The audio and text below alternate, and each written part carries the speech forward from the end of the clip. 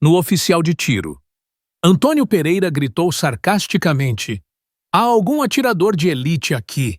Após ver 12 atiradores consecutivos falharem em acertar alvos no campo de tiro Vento do Cerrado, na pacata cidade de São Lourenço, no coração do Mato Grosso brasileiro. Ele nunca esperava que a quieta garota da fazenda sentada no canto se levantasse. Mariana Costa havia suportado risinhos e sussurros de estudantes universitários arrogantes que a descartavam como apenas mais uma camponesa tentando brincar com os grandes. Mas quando ela caminhou calmamente até a linha de tiro, ajustou a mira em um rifle desconhecido e enviou uma bala cantando pelo ar úmido do cerrado para acertar um alvo a 4.000 metros de distância, mais longe do que qualquer um imaginava possível, o campo inteiro caiu em um silêncio atordoado. O que eles não sabiam era que Falcão havia se revelado. Uma pausa rápida antes de continuarmos. Diga-nos de onde no mundo você está assistindo. Se você está gostando dessas histórias, certifique-se de se inscrever, porque o episódio de amanhã é absolutamente incrível. 3 horas antes, poeira rodopiava atrás da picape velha de Mariana, enquanto ela virava da rodovia BR-163 para a estrada de cascalho que levava ao Vento do Cerrado. O ar de novembro carregava o cheiro de chuva iminente e as montanhas do Chapadão dos Guimarães erguiam-se como sentinelas silenciosas contra um céu cinzento. Ela fazia essa viagem toda terça-feira nos últimos 6 meses, sempre chegando cedo para evitar os caçadores de fim de semana e os entusiastas que tratavam o campo como seu playground particular. Mariana estacionou no seu lugar habitual, debaixo de um aglomerado de buritis, longe do prédio principal. Pelo retrovisor, ela viu seu próprio reflexo. Olheiras escuras sob olhos castanhos que haviam visto demais. Cabelo loiro, areia preso em um rabo de cavalo prático, e o tipo de corpo magro que vinha do trabalho duro em vez de academias. Aos 28 anos, ela parecia mais velha, desgastada por experiências que a maioria das pessoas não podia imaginar. O campo de tiro havia se tornado sua terapia recomendada pelo Dr. Ricardo Silva durante uma de suas sessões. Você precisa de um lugar seguro para processar. Ele havia dito, um lugar onde você possa manter o controle. Ricardo entendia porque havia trilhado caminhos semelhantes durante seu próprio serviço militar décadas atrás. Agora, aposentado e vivendo discretamente em São Lourenço, ele servia como conselheiro informal da cidade para veteranos lutando para voltar à vida civil. Antônio Pereira saiu do escritório do campo, sua barba grisalha salpicada de branco e seu boné de veterano da Força Aérea puxado baixo sobre traços envelhecidos. Ele administrava o Vento do Cerrado há 15 anos, transformando-o de uma coleção improvisada de bancadas de tiro em uma instalação respeitável que atraía entusiastas de 3 municípios. Antônio notava tudo e esquecia nada, mas havia aprendido a respeitar os quietos que vinham em busca de consolo em vez de direitos de se gabar. "Bom dia, Mariana", ele chamou, sua voz rouca atravessando o estacionamento. "Quente o suficiente para você." "Está perfeito", ela respondeu, carregando sua maleta de rifle. O peso familiar proporcionava conforto como a presença de um velho amigo. As palavras de seu avô ecoavam em sua memória. Um rifle não é apenas uma ferramenta passarinho. É responsabilidade manifestada. Enquanto Mariana se aproximava do prédio do campo, ela notou 3 jovens universitários descarregando equipamentos caros de um SUV novo. Suas vozes carregavam a arrogância casual da juventude e do privilégio, discutindo sua caçada planejada na Serra do Roncador e debatendo os méritos de vários rifles de alta qualidade. Felipe Almeida, Estava no centro do grupo, seu cabelo escuro, perfeitamente estilizado, apesar do ambiente ao ar livre, vestindo camuflagem que parecia fresca da loja. Estou te dizendo, Lucas é tudo sobre o equipamento? Felipe dizia ao seu companheiro, Lucas Vieira, um jovem magro com óculos grossos e energia nervosa.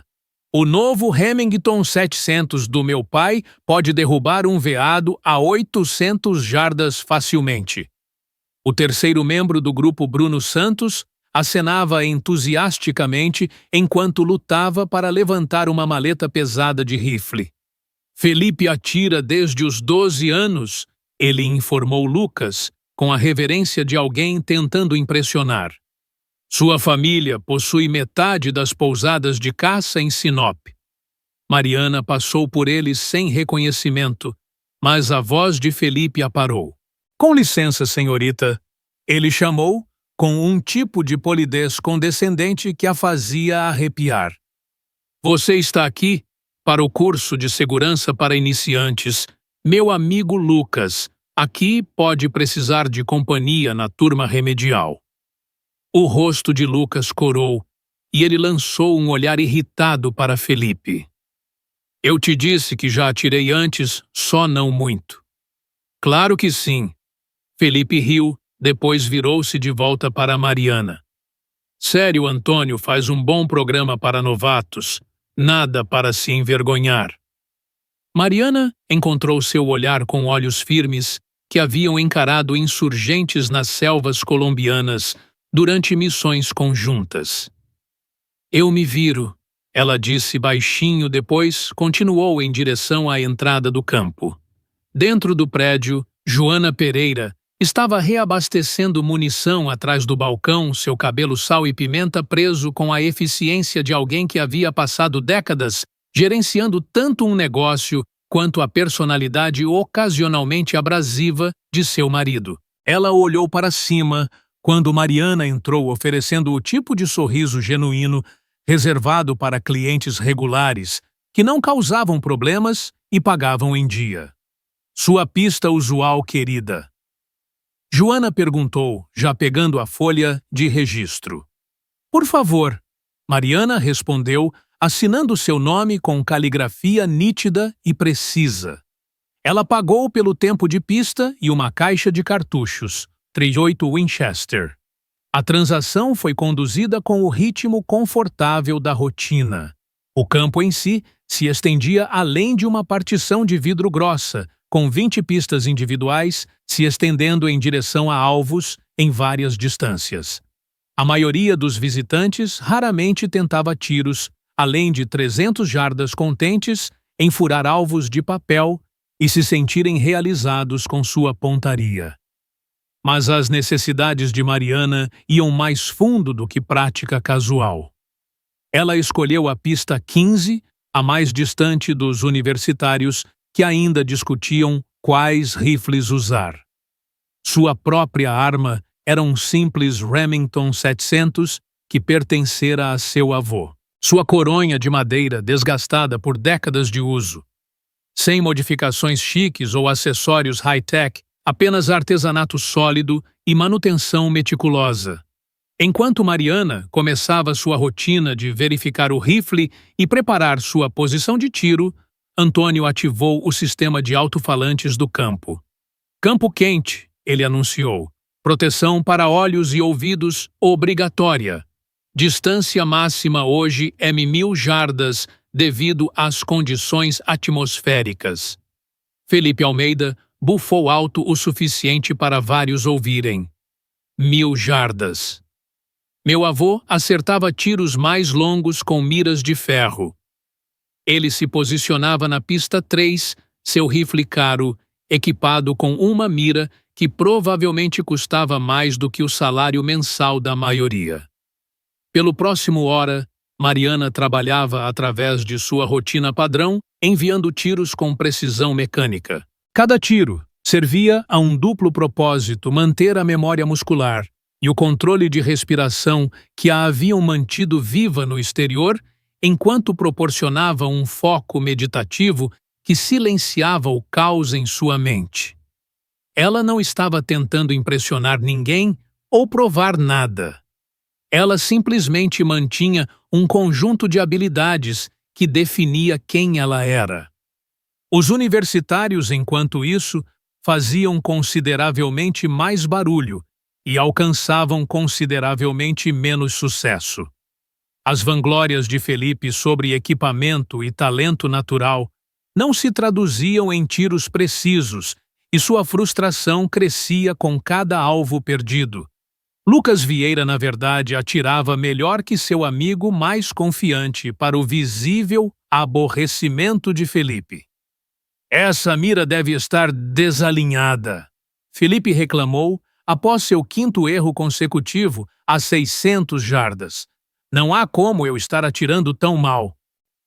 Antônio observava do deck de observação, seu olho experiente notando os erros fundamentais na técnica de Felipe controle de respiração pobre. Apoio inconsistente no rosto e o tipo de tensão muscular que vinha de tentar impressionar os outros.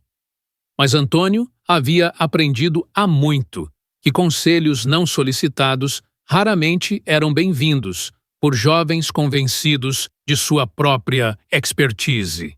O Dr. Ricardo Silva chegou pouco depois do meio-dia, carregando seu bem-mantido fuzil M1 Garand de seus dias no Exército. Aos 61 anos, ele se movia com a precisão cuidadosa de alguém que entendia suas limitações físicas, mas se recusava a ser definido por elas. Ricardo acenou para Mariana ao passar por sua pista, notando sua postura relaxada e abordagem metódica ao tiro. "Como você está se sentindo hoje?" ele perguntou baixinho durante uma pausa no tiro. "Melhor", Mariana respondeu, o que era o mais expansivo que ela ficava sobre seu estado emocional. Ricardo entendia que o progresso vinha em pequenos incrementos, medidos não em avanços dramáticos, mas na reconstrução gradual de confiança e propósito. A tarde avançava com o tiro de Felipe Almeida piorando progressivamente à medida que sua frustração montava. Ele havia passado por 3 rifles diferentes, convencido de que falha de equipamento era a única explicação possível para seu desempenho pobre.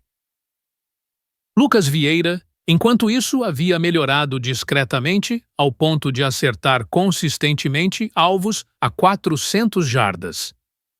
"Não entendo isso", Felipe disse alto o suficiente para atrair a atenção de outros atiradores. "Eu faço isso há anos.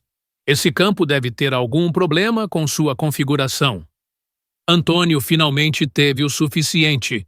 Caminhando até a pista de Felipe, ele examinou a posição de tiro do jovem e imediatamente avistou os problemas. "Filho, você está puxando o gatilho e prendendo a respiração por tempo demais", ele disse de forma objetiva. "Equipamento não conserta técnica." O rosto de Felipe corou com embaraço e raiva. "Eu sei atirar", ele retrucou. "Talvez esse lugar simplesmente não seja para atiradores sérios." "É mesmo?", Antônio respondeu, sua voz carregando a borda que aparecia quando sua profissionalidade era questionada. "Bem, então talvez você queira demonstrar um pouco dessa seriedade. Vamos configurar alvos em distâncias diferentes. Ver que tipo de tiro estamos lidando realmente."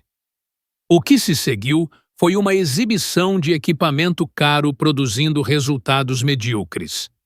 Felipe conseguiu acertar alvos a 300 jardas com razoável consistência, mas qualquer coisa além revelava as limitações de sua habilidade real.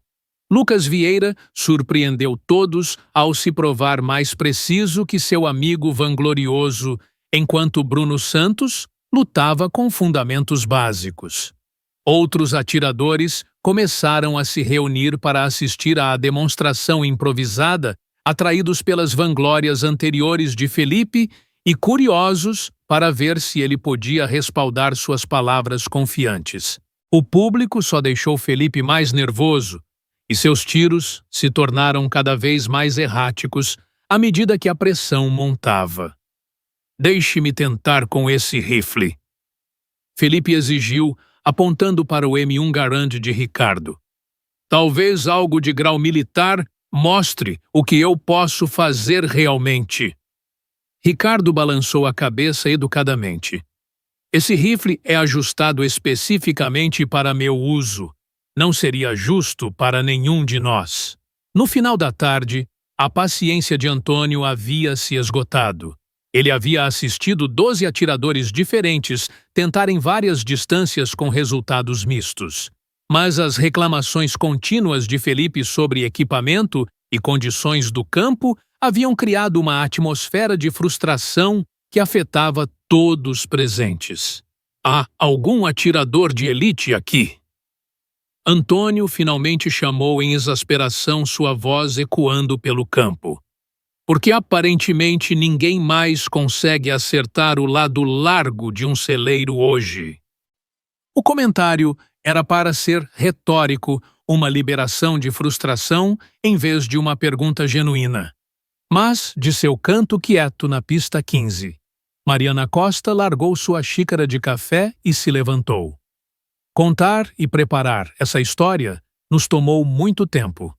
Então, se você está gostando, inscreva-se no nosso canal. Significa muito para nós. Agora, de volta à história. O movimento de Mariana chamou a atenção de todos imediatamente. Felipe Almeida virou-se de sua posição na pista 3, esperando ver outro entusiasta de fim de semana se adiantar para se envergonhar. Em vez disso, ele assistiu uma mulher esguia, em jeans desbotados e uma camisa de flanela simples, se aproximar da linha de tiro com o tipo de passo determinado que sugeria intenção séria. Eu vou tentar. Mariana disse simplesmente, sua voz carregando claramente pelo campo agora silencioso. As sobrancelhas de Felipe se ergueram em descrença. Você está brincando, certo? Ele gesticulou para seu equipamento caro, espalhado pela bancada de tiro. Senhora, eu atiro competitivamente desde o ensino médio e até eu estou tendo problemas com essas condições hoje. Lucas Vieira cutucou seu amigo bruscamente, sentindo que o tom depreciativo estava prestes a causar problemas. Mas Felipe estava muito preso em seu orgulho ferido para notar o aviso. Quer dizer, sem ofensa. Felipe continuou sua voz, assumindo a qualidade patronizante de alguém, explicando algo óbvio para uma criança, mas há cisalhamento de vento à distância, variações de pressão atmosférica e os problemas de paralaxe com essas miras são bem técnicos. Talvez você deva ficar nos alvos mais próximos até ter mais experiência. Mariana não respondeu à condescendência dele. Em vez disso, ela caminhou até a prateleira de equipamentos, onde Antônio mantinha rifles de reserva para aluguel. Seus dedos se moveram pelas opções disponíveis, com a eficiência rápida de alguém avaliando ferramentas, em vez de admirando artesanato. Ela selecionou um Remington 700 padrão em 308 Winchester, verificando a ação do ferrolho e examinando a mira montada com movimentos praticados. É um rifle decente, Ricardo observou de sua posição próxima, mas não está zerado para você especificamente. Pode afetar sua precisão significativamente. Eu ajusto, Mariana respondeu, carregando o rifle para verificar seu equilíbrio e comprimento de puxada. A coronha era ligeiramente longa para sua estrutura, mas ela havia trabalhado com equipamento bem pior em missões na Amazônia. Antônio se moveu para a estação de controle do campo, sua curiosidade superando sua frustração anterior.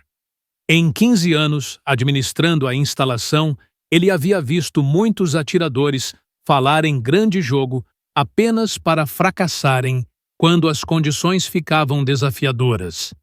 Mas algo na confiança quieta de Mariana o lembrava de homens com quem servira na Força Aérea, soldados que deixavam suas ações falarem mais alto que suas palavras.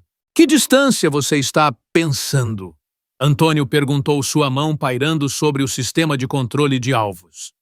4.000 metros, Mariana disse sem hesitação. O campo caiu em silêncio completo. Até Felipe parou de mexer em equipamentos para encará-la em espanto. 4.000? Isso é como mais de 2 quilômetros? Bruno Santos guinchou sua voz, falhando ligeiramente. 2,5 quilômetros, na verdade. Ricardo corrigiu sua expressão, se tornando pensativa, enquanto estudava Mariana com novo interesse. Poucos atiradores civis tentavam tiros além de 1.500 metros, e aqueles que faziam tipicamente passavam anos se preparando para tais distâncias. Felipe riu, mas soou forçado e incerto. Ok, isso está ficando ridículo. Ninguém faz tiros a 4.000 metros sem equipamento especializado, condições perfeitas e anos de treinamento. Não é fisicamente possível com um rifle de caça padrão. Antônio parecia incerto também. Mariana, eu tenho alvos configurados até 1.500 metros no máximo hoje. Vento soprando até 12 quilômetros. 12 quilômetros do noroeste e visibilidade não é ideal com aquelas nuvens chegando. Você pode configurar algo a 4.000? Mariana perguntou calmamente. Não precisa ser um alvo padrão, apenas algo visível. Há uma crista lá fora a cerca de 4.000 metros. Ele disse, apontando pelas janelas do campo em direção a uma colina distante. Eu posso dirigir até lá e colocar esse cone na linha da crista. Mas, honestamente, mesmo se você acertar na vizinhança geral, detectar o impacto seria quase impossível a essa distância. Eu observo para ela. Ricardo se voluntariou, produzindo uma luneta de observação de alta potência de sua bolsa de equipamentos, assumindo que ela esteja falando sério sobre tentar isso. Felipe balançou a cabeça em descrença. Isso é loucura. Você não pode simplesmente pegar um rifle que nunca atirou antes e fazer um tiro que desafiaria um sniper militar. Quer dizer, qual é o seu histórico? Onde você aprendeu a atirar?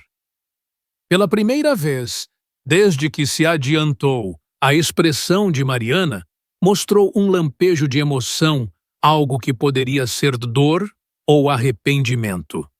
Aqui e ali, ela disse baixinho. Enquanto Antônio dirigia seu quadriciclo até o local para colocar o cone, a notícia se espalhou rapidamente pela pequena comunidade do campo de tiro. Joana ligou para sua irmã Beatriz, no armazém geral, que mencionou para Carlos Fonseca, na loja de ferragens, que mandou mensagem para seu sobrinho Tiago Moreira. Em 30 minutos, quase 2 dúzias de pessoas haviam se reunido no vento do cerrado para testemunhar o que a maioria assumia ser um fracasso embaraçoso. Entre os recém-chegados estava João Mendes, que trabalhava como peão na fazenda da avó de Mariana, Dona Isabel. Ele havia dirigido da Fazenda Costa após ouvir rumores de que a senhorita Mariana estava tentando algo extraordinário no campo. João havia servido 2 missões no Haiti com o exército e reconhecia algo na postura de Mariana que os espectadores civis perdiam o foco calmo de alguém testado sob fogo. Você tem certeza disso, senhorita Mariana? João perguntou baixinho, se aproximando de sua posição enquanto ela preparava sua configuração de tiro. Muita gente assistindo agora. Tenho certeza, Mariana respondeu, fazendo ajustes minúsculos na mira do rifle. Seus movimentos eram metódicos e deliberados, cada ação servindo a um propósito específico na equação complexa do tiro de longa distância. Felipe Almeida havia se nomeado comentador não oficial para a multidão reunida.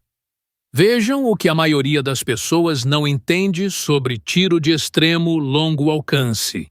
Ele explicava para quem quisesse ouvir, É que não é só sobre mira. Tem queda de bala, deriva de vento, o efeito Coriolis da rotação da Terra, variações de temperatura afetando as taxas de queima de pólvora. E o efeito Coriolis é negligenciável nessa faixa e latitude, Mariana disse sem olhar para cima de suas preparações. A queda de bala será aproximadamente 13 metros com esse cartucho e comprimento de cano.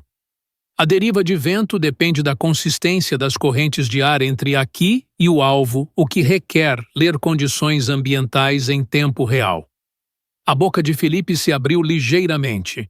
A precisão casual de seu conhecimento técnico sugeria um nível de entendimento que ia muito além do tiro hobby casual. Ricardo configurou sua luneta de observação em um tripé, ajustando o foco para a crista distante onde Antônio estava posicionando o cone laranja. Através das óticas poderosas, ele podia ver a figura pequena de Antônio se movendo ao redor da área do alvo, gesticulando de volta para o campo para confirmar a colocação. Alvo configurado, Antônio anunciou pelo rádio enquanto subia de volta no quadriciclo. Cone laranja na linha da crista a aproximadamente 20 metros da linha de tiro, por medição GPS. A multidão se apertou mais perto das janelas de observação, algumas pessoas tirando telefones para gravar o que esperavam ser ou um tiro milagroso ou uma falha espetacular. Felipe se posicionou perto da luneta de Ricardo, claramente pretendendo fornecer comentário experto sobre o inevitável fracasso de Mariana. Mariana tomou sua posição atrás do rifle, ajustando as pernas do bipé para a estabilidade ótima na bancada de tiro de concreto. Sua respiração desacelerou para o ritmo profundo e controlado que ela havia aprendido durante o treinamento de sniper em Resende anos atrás. O processo familiar de preparar para um tiro de precisão ajudava a silenciar o ruído de fundo de sua ansiedade e focar sua mente na tarefa imediata. Ela pressionou sua bochecha contra a coronha do rifle, encontrando o apoio consistente no rosto que garantiria alinhamento repetível da mira. Ela observou padrões de vento na grama e vegetação entre sua posição e o alvo. Anos de experiência em combate a haviam ensinado a ler sinais ambientais que atiradores casuais nunca notavam. Ela respirou fundo, soltou metade e segurou. O gatilho quebrou limpamente e o rifle recuou. O estampido ecoou, seguido de silêncio. "Vejo poeira", Ricardo disse. "Impacto." Ela acertou. A multidão explodiu. Antônio confirmou pelo rádio, acerto morto no centro. Mariana limpou o rifle calmamente.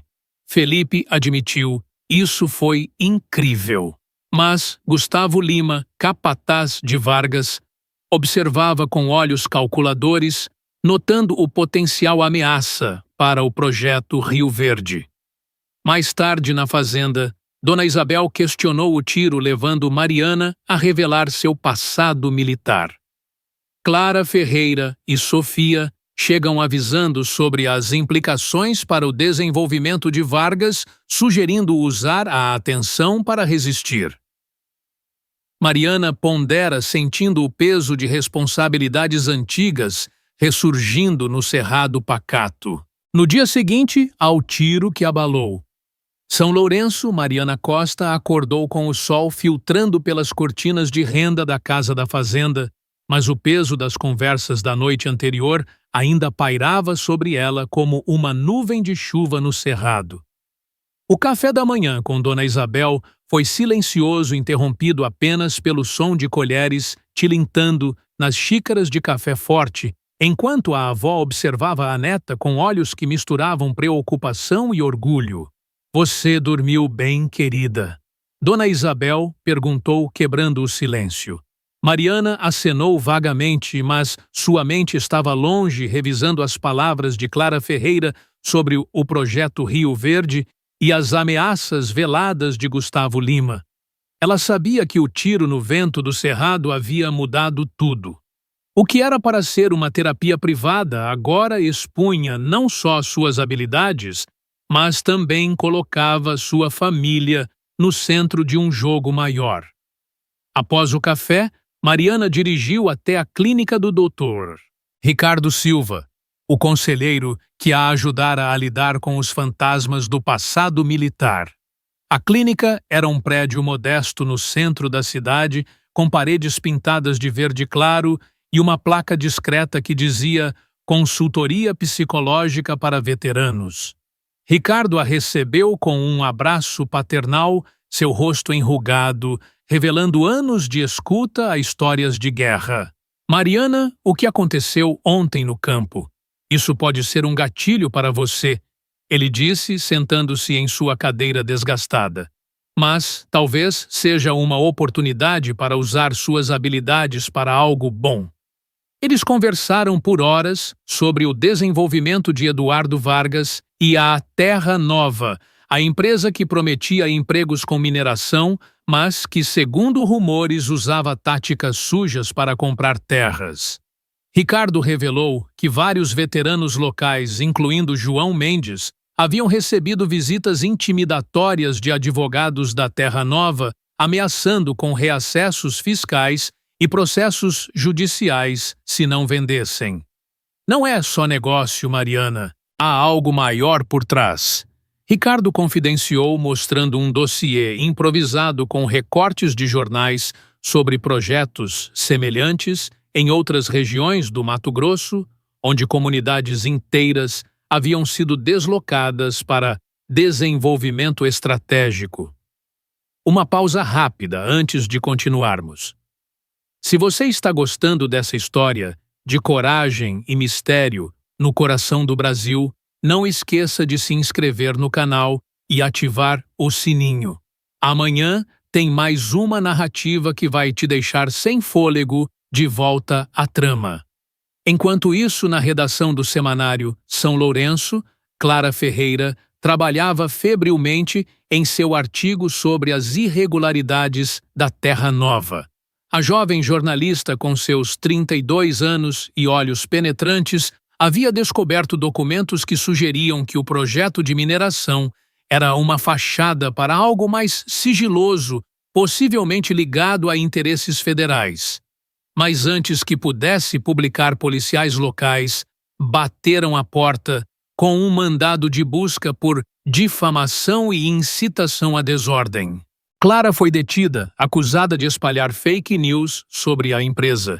E sua filha Sofia, aterrorizada, ligou para Mariana em pânico.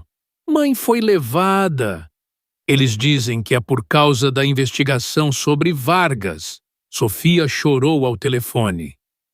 Mariana sentiu um frio na espinha. Isso confirmava as suspeitas. Ela correu para a delegacia, onde encontrou João Mendes, já protestando do lado de fora, seu corpo robusto de peão bloqueando a entrada. Eles a pegaram porque ela estava chegando perto demais da verdade. João disse, sua voz rouca de raiva.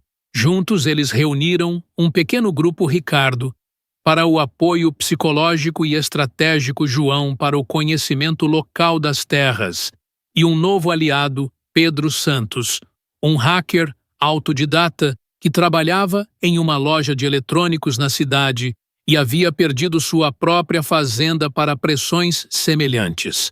Pedro, com seus óculos tortos e laptop cheio de adesivos, se juntou ao time após uma ligação de João.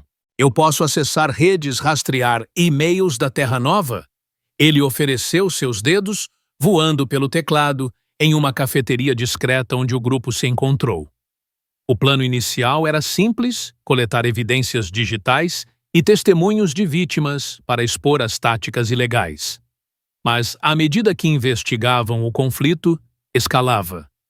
A Terra Nova intensificou a pressão. João recebeu uma acusação falsa de quebra de propriedade após vandalismo em uma de suas terras, plantado, obviamente, por agentes da empresa. E Clara, ainda detida, foi ameaçada com perda de custódia de Sofia se não retratasse suas reportagens. Mariana, monitorando a fazenda de Dona Isabel com binóculos de seu antigo kit militar, notou drones sobrevoando a propriedade à noite, capturando imagens para avaliações ambientais que, na verdade, serviam para mapear vulnerabilidades. Eles estão nos vigiando 24 horas. Ela sussurrou para o grupo em uma reunião secreta na clínica de Ricardo. Usando as habilidades de Pedro, eles hackearam e-mails vazados que revelavam a verdade. O projeto de mineração da Terra Nova era uma cobertura para uma base militar secreta de testes de tecnologia de vigilância financiada pelo governo federal para monitorar fronteiras e recursos naturais. Documentos mencionavam Operação Cerrado Seguro, envolvendo drones avançados e sistemas de IA para controle territorial, explicando por que a resistência local era tratada como ameaça à segurança nacional. Mariana sentiu o eco de suas missões passadas. Isso não era diferente de operações contra insurgentes, mas agora, em solo brasileiro, contra civis.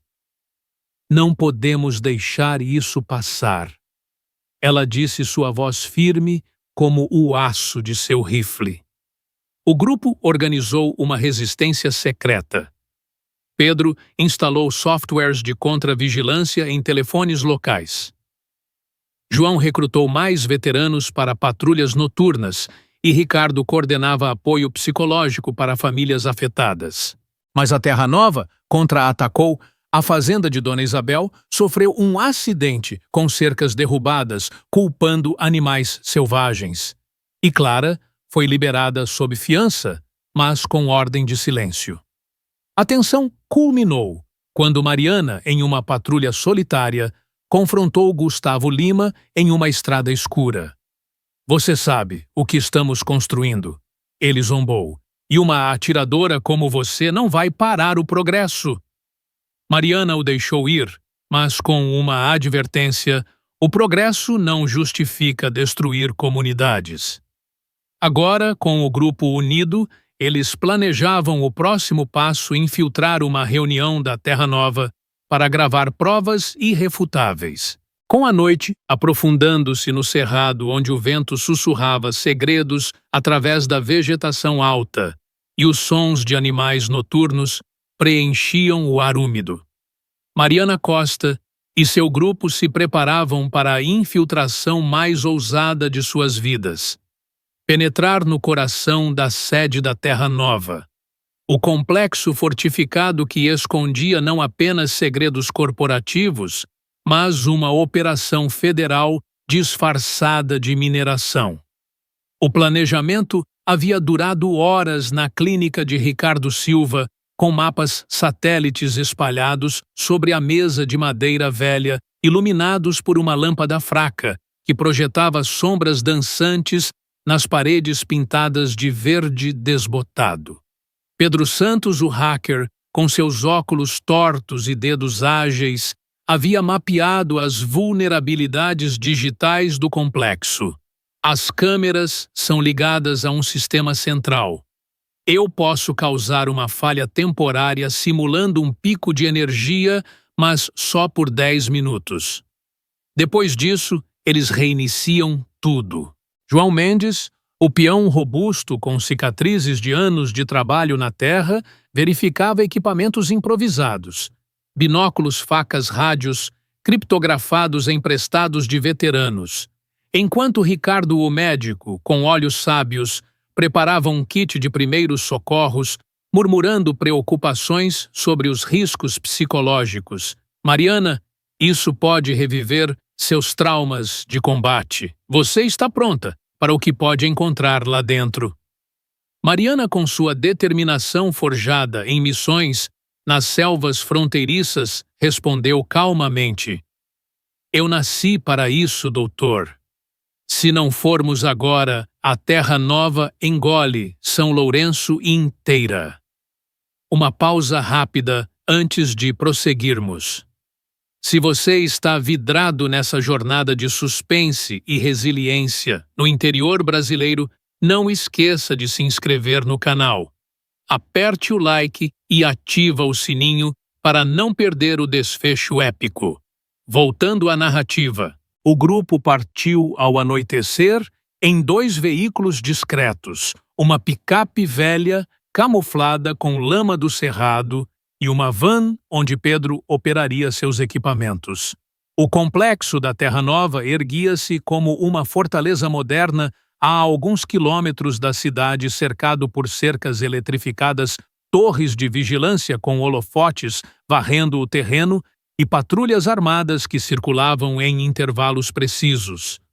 Drones zumbiam no céu escuro, seus olhos infravermelhos, procurando intrusos, enquanto o cheiro de terra úmida e diesel pairava no ar.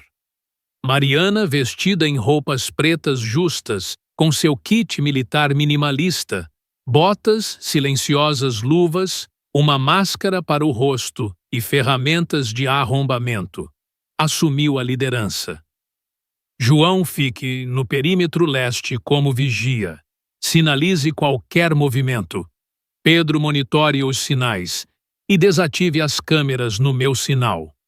Ricardo, fique na van como backup médico e coordene com Clara para o upload das evidências se algo der errado.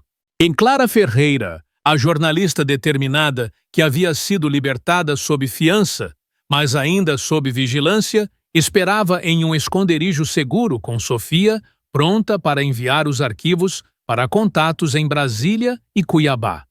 Se eu não voltar, exponha tudo. Mariana havia dito a ela, antes de partir, um abraço rápido, selando a aliança.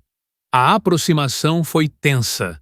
Mariana rastejou pelo mato alto, o solo macio cedendo sob seus joelhos, enquanto evitava sensores de movimento.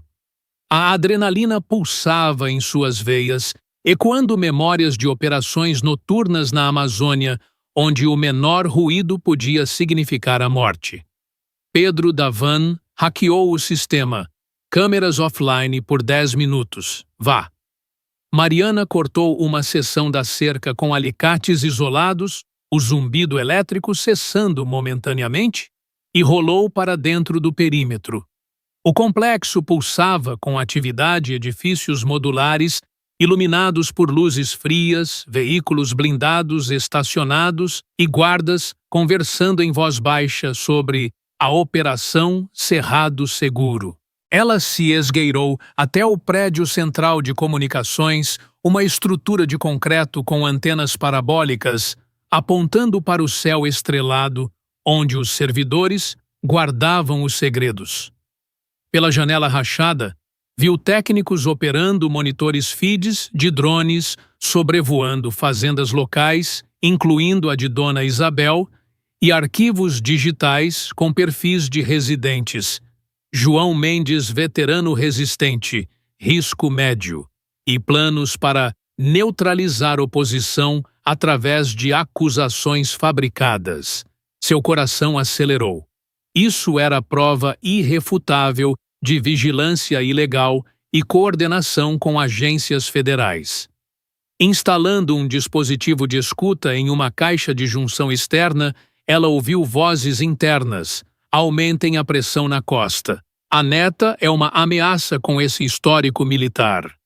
Mas o plano complicou-se quando uma patrulha inesperada se aproximou.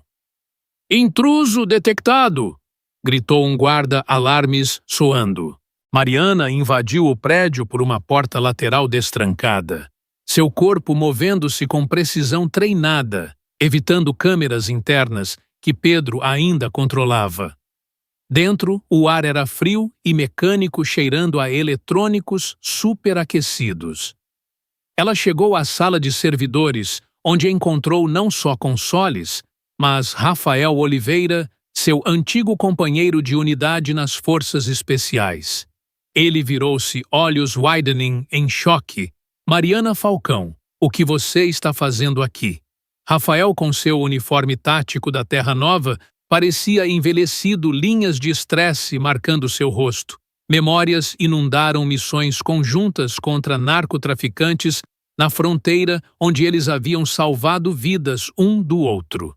Eu poderia perguntar o mesmo, Mariana sussurrou apontando uma arma tranquilizante. Você traiu tudo que juramos proteger. Rafael hesitou baixando sua arma. Não é traição.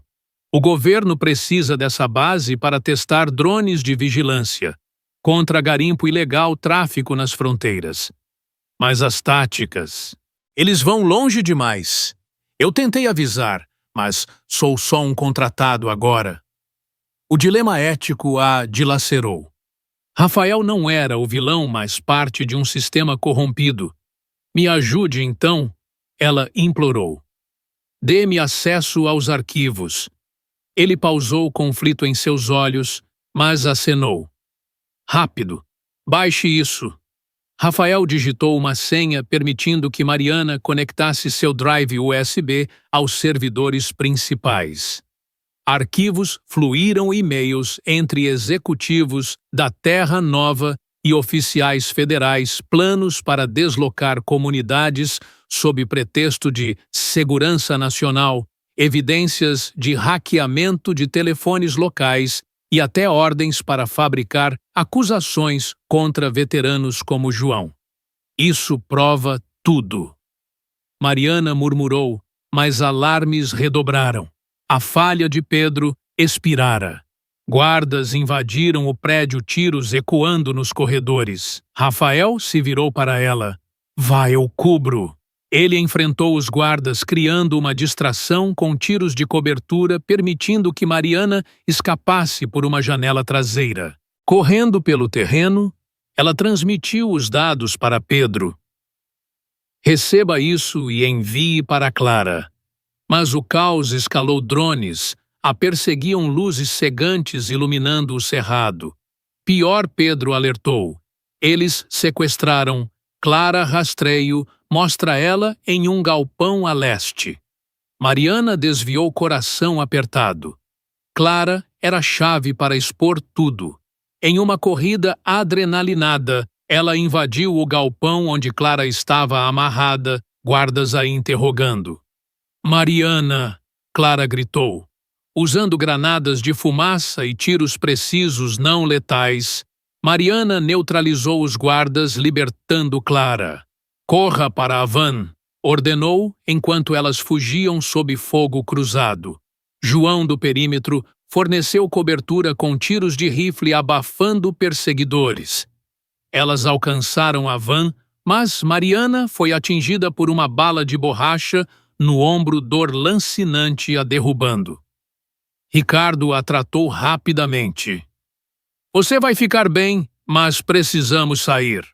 Na fuga, o grupo se dispersou, mas os dados foram enviados arquivos para jornalistas em Brasília, expondo a Operação Cerrado Seguro como violação de direitos constitucionais. Na prisão federal em Cuiabá, Mariana enfrentou interrogatórios brutais, acusada de espionagem, sabotagem e terrorismo.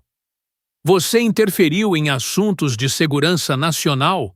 Um agente federal rosnou, mostrando provas fabricadas ligando-a a atos de vandalismo. Isolada em uma cela fria, memórias de guerra a assombravam, amigos perdidos em emboscadas, o peso de decisões letais. Eu fiz o certo, questionava-se, mas cartas de Dona Isabel e o grupo a fortaleciam. Você nos salvou. Enquanto isso, as evidências vazaram, manchetes nacionais gritavam: escândalo no Mato Grosso, base militar secreta expulsa comunidades. Manifestações cresceram, veteranos marchando em São Lourenço exigindo justiça. Pedro e João, em esconderijo, continuavam hackeando, revelando mais. Rafael havia vazado dados internos antes de ser transferido, um ato de redenção silenciosa. A pressão pública forçou o governo a investigar, libertando Clara e dropping acusações iniciais. Mas Mariana permaneceu detida, seu sacrifício, o preço pela verdade. Ricardo visitou, sua coragem curou mais que sua própria dor. Uniu a comunidade. O capítulo se fecha com Mariana na cela planejando o futuro, enquanto o cerrado ecoava com ventos de mudança. Essa sequência nos demandou esforço, então. Inscreva-se para o capítulo final. A vitória espera. Com o alvorecer pintando o céu do cerrado em matizes suaves de rosa e ouro, estendendo-se pelas vastas planícies ondulantes de São Lourenço, onde o ar matinal carregava o perfume fresco da terra úmida e das flores silvestres que brotavam após as chuvas noturnas.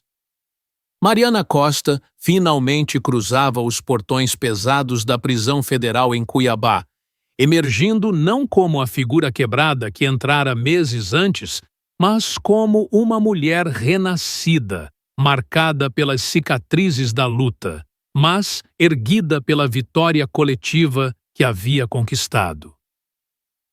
Os portões de ferro rangiam com um som metálico que ecoava como um suspiro de alívio. E ali, do lado de fora, uma multidão aguardava Dona Isabel, com seus cabelos prateados, dançando ao vento leve, os olhos transbordando uma mistura de lágrimas de alegria e orgulho inabalável, estendendo os braços trêmulos para um abraço que parecia envolver não só o corpo, mas a alma da neta. Ao lado dela, o doutor. Ricardo Silva, com seu sorriso paternal e sereno, ajustando os óculos sobre o nariz, carregando uma pasta cheia de documentos que simbolizavam o apoio incansável durante os dias sombrios. João Mendes, o peão robusto com mãos calejadas, de anos labutando na terra, erguendo um punho cerrado em saudação silenciosa, seu chapéu de palha inclinado para trás, revelando um rosto marcado por linhas de determinação. Pedro Santos, o jovem hacker, com óculos tortos e uma mochila abarrotada de gadgets, acenando entusiasticamente com seu laptop, como se fosse uma bandeira de triunfo digital. E Clara Ferreira, a jornalista resiliente ladeada por sua filha Sofia, que segurava um buquê improvisado de margaridas colhidas às pressas na beira da estrada, os olhos da adolescente brilhando com admiração por aquela que se tornara uma mentora involuntária. A multidão, composta por moradores locais com rostos familiarizados, das feiras semanais, veteranos de guerras, passadas vestindo bonés desbotados, jornalistas com câmeras e microfones prontos para capturar o momento histórico, e até curiosos de cidades vizinhas, atraídos pela fama do escândalo. E rompeu em aplausos espontâneos um coro de vozes que ecoava como um hino à resiliência, enquanto faixas caseiras tremulavam ao vento com frases como "Justiça para o Cerrado" e "Mariana livre". O julgamento, que se arrastara por semanas em um tribunal lotado em Brasília, transmitido ao vivo para todo o país, havia sido um verdadeiro espetáculo de drama jurídico e revelações chocantes, as evidências meticulosamente coletadas por Mariana durante a infiltração na sede da Terra Nova.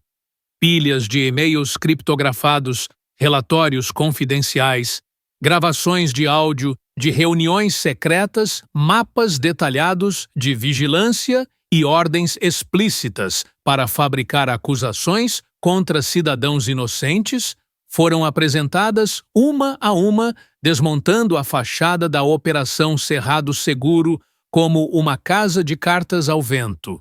O que se revelara não era mero projeto de mineração para a extração de ouro ou nióbio, mas uma operação clandestina orquestrada pelo governo federal em conluio com agências de inteligência e contractors privados, visando estabelecer uma base avançada para testes de tecnologias de vigilância, drones equipados com IA para monitoramento de fronteiras, sistemas de reconhecimento facial integrados a satélites e redes de sensores terrestres capazes de rastrear movimentos em vastas áreas rurais, tudo sob o pretexto de combater garimpo ilegal, tráfico de drogas e ameaças ambientais. mas na prática, e servindo para controlar populações locais e facilitar apropriações de terra em nome de segurança nacional. Advogados de defesa. Financiados por doações de ONGs nacionais e internacionais, como a Anistia Internacional e o Greenpeace, dissecaram cada peça de prova, destacando violações flagrantes da Constituição brasileira, artigos sobre privacidade, liberdade de expressão e direito à propriedade, enquanto testemunhas, incluindo Rafael Oliveira, o ex-companheiro de Mariana, que havia mudado de lado no último momento, depunham sobre as táticas coercitivas. Eu vi ordens para plantar evidências, hackear comunicações e intimidar famílias. Isso não era proteção, era opressão. O juiz, um homem de meia-idade com expressão grave, declarara o veredito com voz firme que ecoara pelas salas de estar de milhões, não culpada em todas as acusações. Este tribunal reconhece que a ré agiu em defesa de direitos fundamentais, expondo abusos que ameaçavam a democracia. A decisão não só absolvera Mariana, mas desencadeara uma onda de reformas. O projeto da Terra Nova foi oficialmente cancelado por decreto presidencial, com investigações parlamentares, levando à demissão de altos funcionários envolvidos, e leis mais rigorosas sobre vigilância estatal foram propostas no Congresso, inspiradas no caso de São Lourenço, como um alerta contra o abuso de poder. Uma pausa rápida para refletir. Se você se emocionou com essa jornada de superação e luta coletiva no interior do Brasil, onde o Cerrado se torna palco de batalhas pela justiça, certifique-se de se inscrever no canal, dar like e compartilhar. Sua interação nos ajuda a trazer mais histórias inspiradoras, como essa, que vão além do entretenimento e tocam em lições reais de vida. Agora, mergulhando no desfecho. A viagem de volta para São Lourenço foi uma odisseia de introspecção para Mariana, sentada no banco da frente da picape de João, com o vento entrando pela janela aberta, carregando o aroma de terra fértil e eucaliptos distantes. Ela observava o landscape se desenrolar, as colinas suaves do Chapadão dos Guimarães ao horizonte, os rebanhos de gado pastando preguiçosamente, os campos de soja estendendo-se como tapetes verdes infinitos, e ponderava o custo pessoal daquela vitória. Na prisão, os meses em uma cela fria e isolada haviam sido um purgatório particular, onde as noites eram assombradas por pesadelos revividos de suas missões no exterior, o estrondo de explosões em selvas densas da fronteira colombiana, os gritos de camaradas feridos em emboscadas noturnas, o peso inescapável de decisões que terminavam vidas para salvar outras, e agora, misturado a isso, o eco das acusações falsas que a rotulavam como traidora em seu próprio país. Eu lutei pelo Brasil, e o Brasil me viu como inimiga. Ela confidenciara a Ricardo durante visitas semanais na prisão, onde o médico, com sua paciência infinita, a guiava através de sessões improvisadas. Sua dor, Mariana, não é uma fraqueza a ser escondida. É o preço da empatia em um mundo que muitas vezes prioriza o poder sobre as pessoas. Você transformou trauma em ação, e isso é cura verdadeira. O apoio da comunidade havia sido seu farol. Cartas manuscritas de Dona Isabel, cheias de anedotas cotidianas da fazenda. As galinhas botaram ovos extras hoje, como se soubessem que você volta em breve.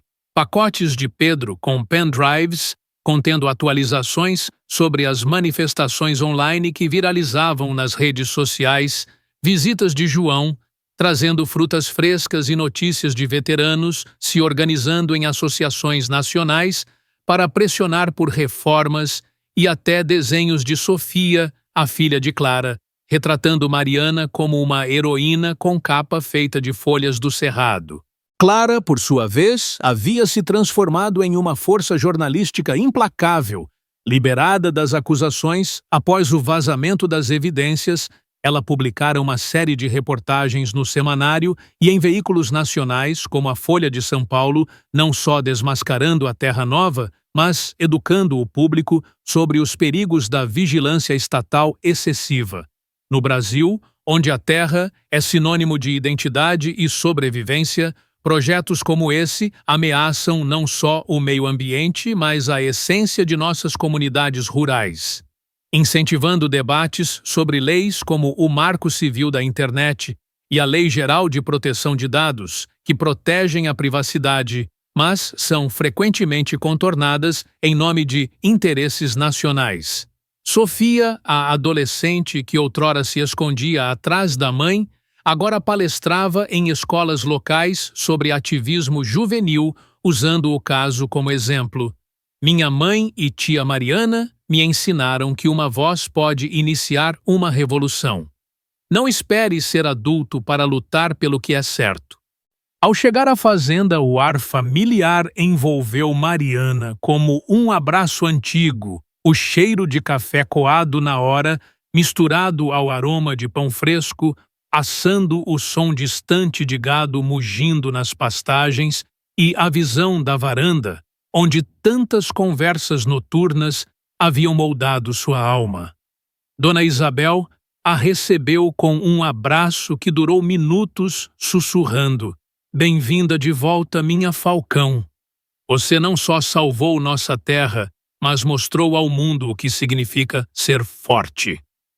Nos dias que se seguiram, São Lourenço celebrou sua heroína com fervor comunitário, uma festa grandiosa no Armazém Geral, com churrasco fumegante e música sertaneja, tocada por violeiros locais e fogueiras, crepitando sob o céu estrelado, onde moradores compartilhavam histórias de como as acusações falsas haviam sido arquivadas.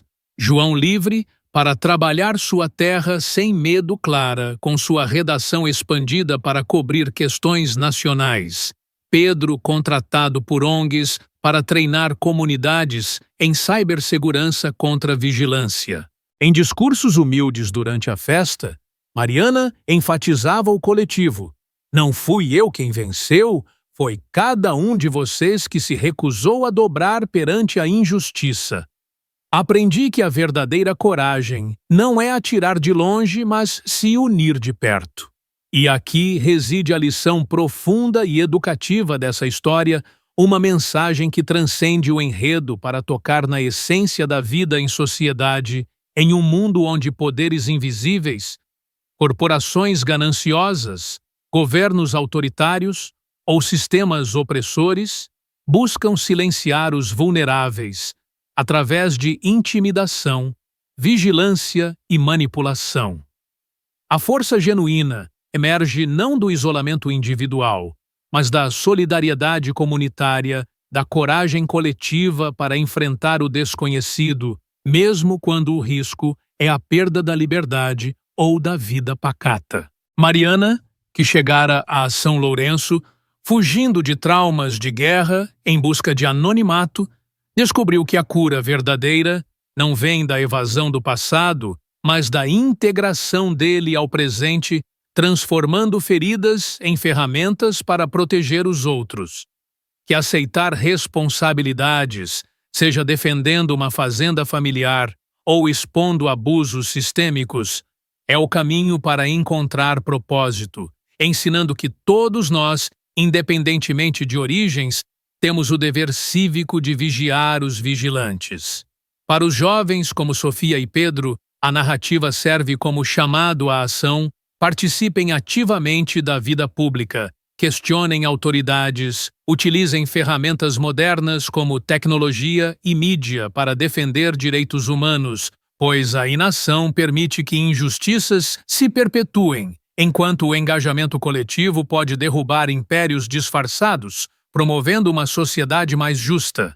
Educativamente, essa saga nos convida a estudar e aplicar princípios constitucionais brasileiros, como o artigo 5º, que garante privacidade e liberdade, e a engajar-se em organizações como a Defensoria Pública ou movimentos ambientais alertando para os perigos da vigilância excessiva em nações democráticas, onde leis como a LGPD, Lei Geral de Proteção de Dados, devem ser defendidas para prevenir abusos que ameaçam a soberania popular. Inspirados nisso, Mariana é eleita para o Conselho Municipal em uma votação esmagadora que refletia a gratidão coletiva, implementou reformas concretas. Um centro de apoio a veteranos com terapias gratuitas, workshops sobre saúde mental e treinamento profissional para a reintegração social, ajudando ex-militares a transformar experiências traumáticas em forças construtivas. Uma comissão independente de supervisão para projetos de desenvolvimento, garantindo transparência ambiental, consulta comunitária e proteção contra desapropriações injustas, com foco na preservação do cerrado como bioma vital para a biodiversidade brasileira. Toda terça-feira, ela retornava ao Vento do Cerrado, não mais só para praticar tiros, como terapia solitária, mas para ministrar aulas gratuitas a jovens e veteranos, ensinando não apenas técnica de pontaria, mas lições de responsabilidade. Um rifle é uma ferramenta, mas o verdadeiro alvo é sempre a justiça. Usem suas habilidades para elevar, não destruir. Antônio Pereira, orgulhoso, instalou uma placa na pista 15, dedicado àqueles que transformam talento em escudo para os outros. Nos entardeceres tranquilos na varanda da fazenda compartilhando café com Dona Isabel, enquanto o sol se punha, pintando o horizonte em chamas de laranja e púrpura. Mariana encontrava uma paz profunda e autêntica, refletindo sobre sua jornada de ranchera anônima para líder inspiradora, entendendo que propósitos verdadeiros surgem das adversidades mais árduas. O escândalo de São Lourenço tornou-se case study em universidades de direito e ciências políticas, citado por organizações de direitos civis como prova de que cidadãos determinados podem desafiar e vencer o overreach governamental, promovendo educação sobre engajamento cívico e a importância de alianças intergeracionais. Para os moradores de São Lourenço, porém, era simplesmente a crônica de vizinhos que, unidos, recusaram-se a abandonar uns aos outros, quando o abandono seria o caminho mais fácil. E, no fim das contas, essa escolha coletiva fez toda a diferença, ecoando como um lembrete eterno de que a verdadeira vitória reside não no poder isolado, mas na força compartilhada. O fim. Up next, 2 histórias mais incríveis aguardam você bem na tela. Clique para assistir e não esqueça de se inscrever. Significa o mundo para nós.